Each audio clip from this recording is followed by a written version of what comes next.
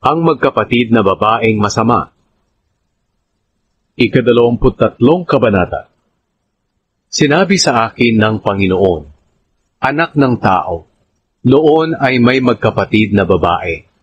Nang mga bata pa sila, ibinenta nila ang kanilang dangal doon sa Ehipto. Hinayaan nilang magpasasa ang mga lalaki sa kanilang katawan. Si Ohola ang panganay, at ang bunso naman ay si Oholiba. Naging asawa ko ang dalawang ito, at nagkaroon kami ng mga anak.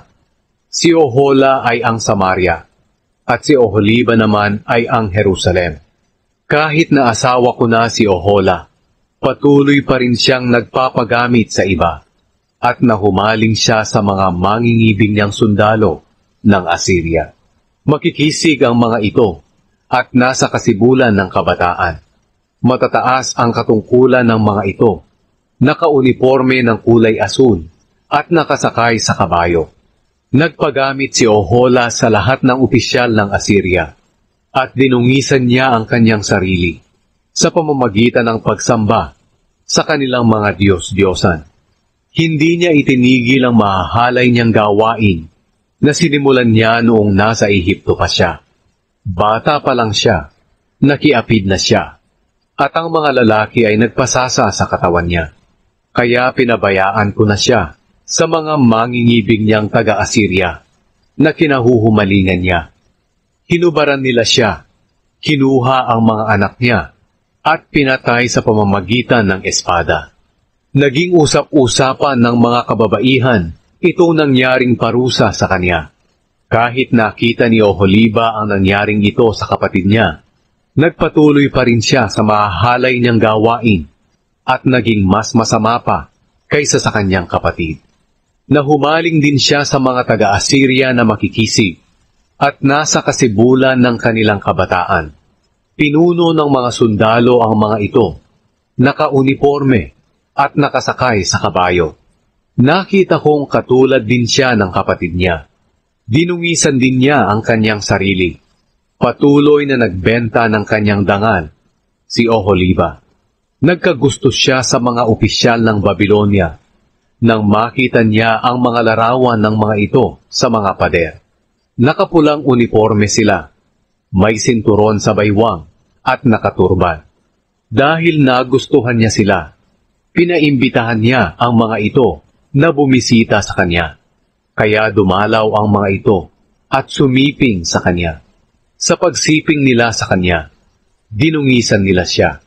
Pero kinalaunan, nagsawa rin siya at hindi na nagpagamit sa kanila. Kinasuklaman ko si Oholiba at itinakwil tulad ng kapatid niya dahil patuloy niyang ipinagbibili ang kanyang dangal. Sa kabila nito, nagpatuloy pa rin siya sa pagbibenta ng kanyang dangal, tulad ng ginawa niya roon sa Ehipto noong kabataan niya. Nahumaling siya sa mga kalaguyo niya, na ang ari ay kasinlaki ng sa asno, at ang binhi ay kasindami ng sa kabayo.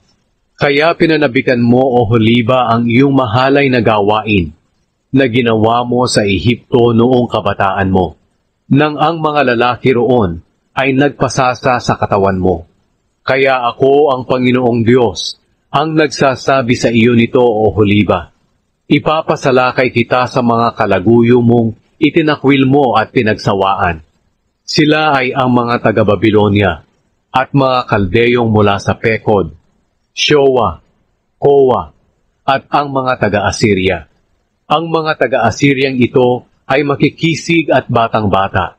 Matataas ang katungkulan nila, at nakasakay sa mga kabayo.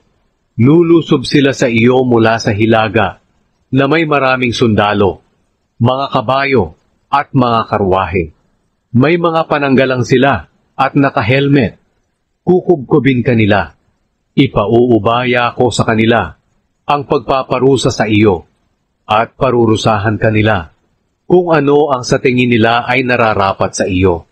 Sa tindi ng galit ko sa iyo, inatasan ko silang parusahan ka, at sa galit nila ay puputulin nila ang ilong mo at mga tainga.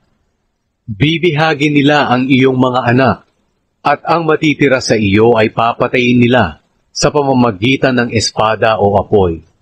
Huhubaran ka rin nila at kukunin ang mga alahas mo. Matitigil na ang kahalayan mo at pagpapagamit sa iba na sinimulan mo sa Ehipto. Hindi mo na iyon maaalala at makakalimutan mo na ang Ehipto. Sapagkat ako ang Panginoong Diyos ang nagsasabing ipauubaya kita sa mga taong kinamumuhian mo, ang mga taong itinakwil mo matapos mong pagsawaan. Sa galit nila parurusahan ka nila at sasamsamin ang lahat ng pinagpaguran mo.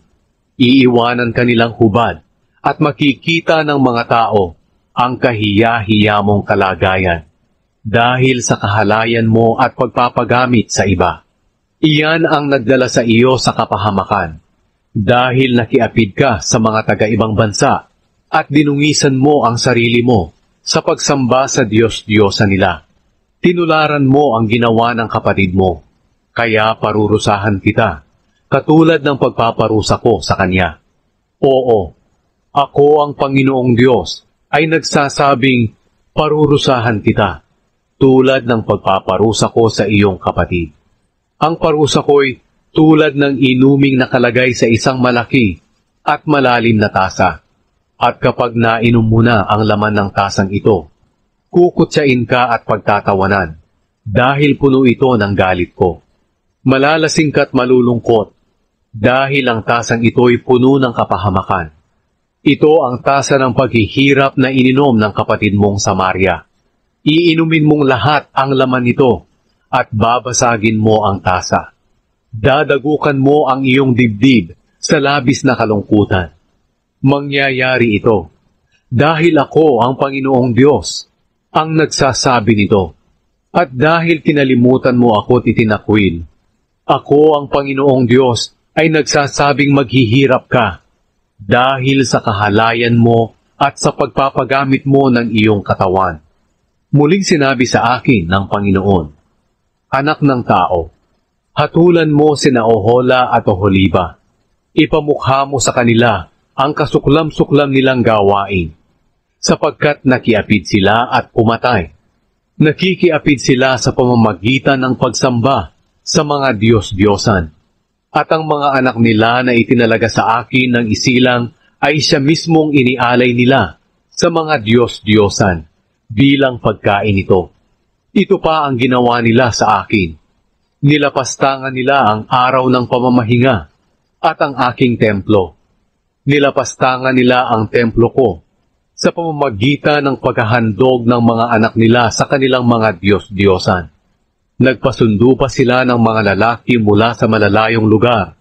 At nang dumating ang mga lalaki, naligo sila, nagpaganda, at nagsuot ng mga alahas. Pagkatapos, naupo sila sa magandang higaan na may mesa sa harapan. Naglagay sila sa mesa ng insenso at langis na ihahandog sana sa akin. Maririnig ang ingay ng mga lasing at ng mga taong walang magawa sa buhay, na galing sa ilang. Sinuotan nila ang mga babae ng pulseras at pinutungan ng magandang korona. Pagkatapos sinabi ko sa sarili ko, Sige, magpakasawa na sila sa babaeng iyon na tumanda na sa pakikiapid. At iyon nga ang ginawa nila. Sumiping sila kay Ohola at Oholiba, ang mga babaeng marumi, dahil sa kanilang kahalayan. Ngunit parurusahan sila ng mga taong matuwid, parusang nararapat sa kanilang pakikiapid at pagpatay. Ako ang Panginoong Diyos ay mag-uutos sa mga taong sasalakay sa kanila. Natakutin sila, samsamin ang kanilang mga ari-arian, batuhin at patayin sa pamamagitan ng espada. Papatayin nila pati ang mga anak nila, at susunugin pati ang kanilang mga bahay. Sa ganitong paraan, mapapatigil ko ang kahalayan ng bansang ito, at magsisilbi itong babala sa iba, na hindi nila dapat tularan ang ginawa ng dalawang babaeng ito. At kayong magkapatid, pagdudusahan ninyo ang ginawa ninyong kahalayan, pati na ang pagsamba ninyo sa mga Diyos-Diyosan, at malalaman ninyo na ako ang Panginoong Diyos.